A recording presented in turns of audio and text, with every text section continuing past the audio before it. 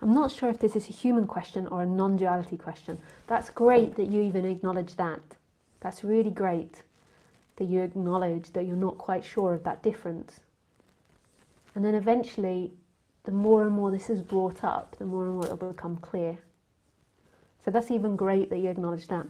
I have been using non-duality to learn more about the ways in which my ego works to protect itself, and over time I have been learning to let go more deeply. The trouble is, I have had a lot of anxiety come up, making me question whether I'm doing something wrong or if this should be expected. I feel more undefended than ever, and yet my nervous system feels on alert. I don't seem to have a particular story that accompanies this anxious alertness. Any thoughts or insights are appreciated. I really need to work with you privately. Like if I work with you, firstly, like these types of questions, this is a personal thing. So these personal questions, they tend to take time to undo these things as to why these things are coming up. So it's not something that I can read and I can give you, because you're asking me personally, that I can give you a personal answer to. I can talk about anxiety and I can talk about these things that you've brought up, the ego, but I can't talk specifically about you because I don't know you well enough, and I don't want to lead you into a direction that's not as beneficial as another direction. And it's impossible for me to get 4 lines written on Skype to understand what's happening in your body-mind. This is a personal question. So a lot of people talk about you've got to dissolve the ego in order to wake up. And that's not, to me, it depends on what they define the ego as. But to me, that's not the way I speak. So I wouldn't say you dissolve the ego, because my teacher used to say you are the ego, you are the personality on the human level. So if we take ego as personality, as the characteristics, as the conditioning, I don't think it's, or for me, that's not what you dissolve. What you dissolve is this attachment that believes that that personality structure is the experiencer. It's this moving back to the experiencer that's beyond that. And often when that happens, the personality needs to become more balanced. So you have to work on the personality to see things more clearly.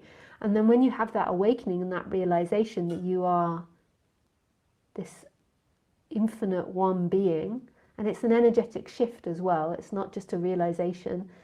When that happens, then the personality changes naturally over time by itself, because it affects the person.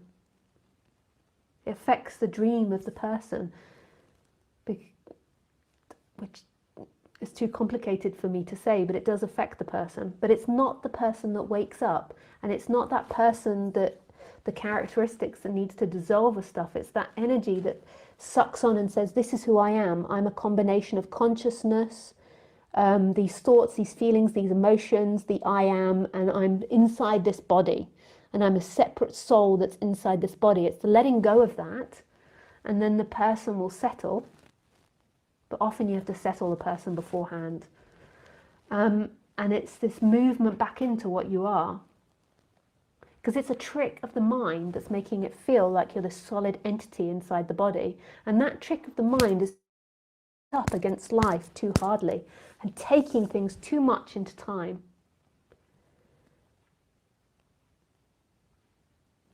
And making that personality too important.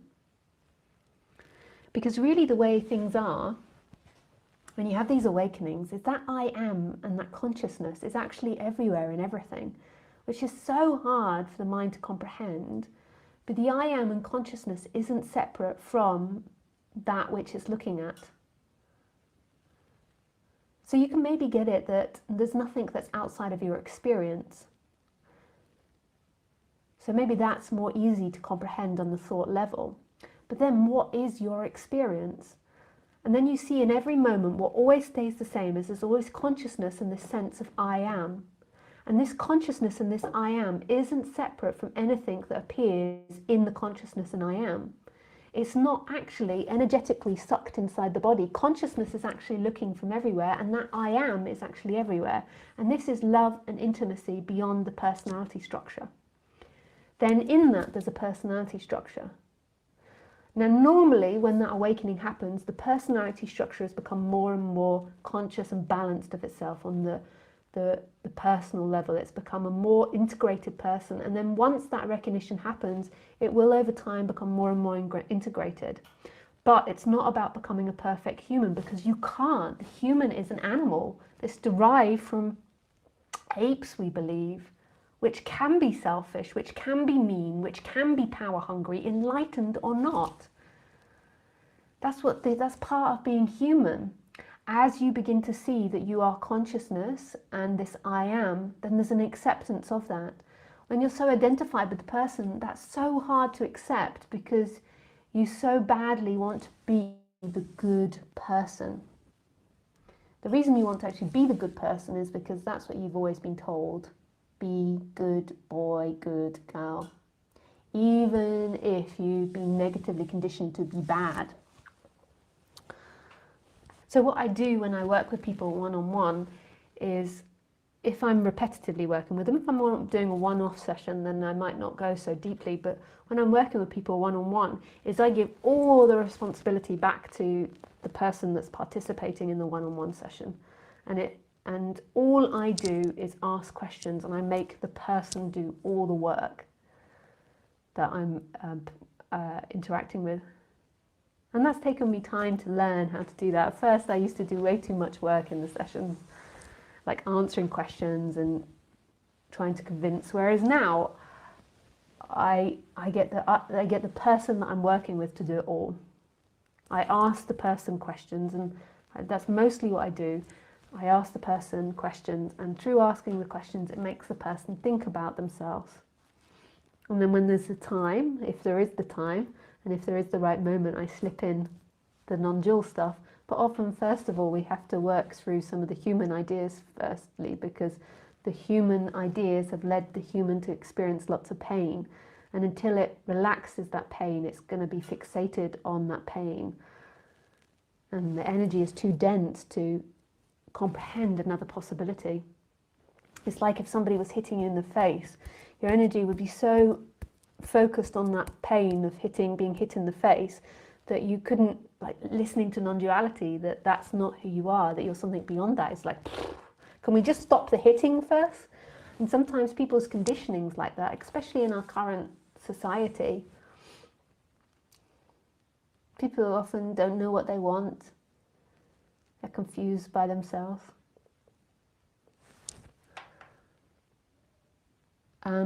The problem is with me doing one-to-one sessions on the phone, which I'm so happy to do, like on these live streams, I'm so happy to do them. But the problem with it is it requires the person that I'm doing it with to be really open and to really expose themselves.